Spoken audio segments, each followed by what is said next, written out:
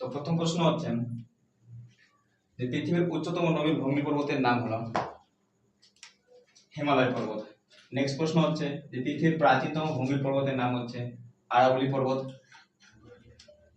ভারতের বৃহত্তম দুন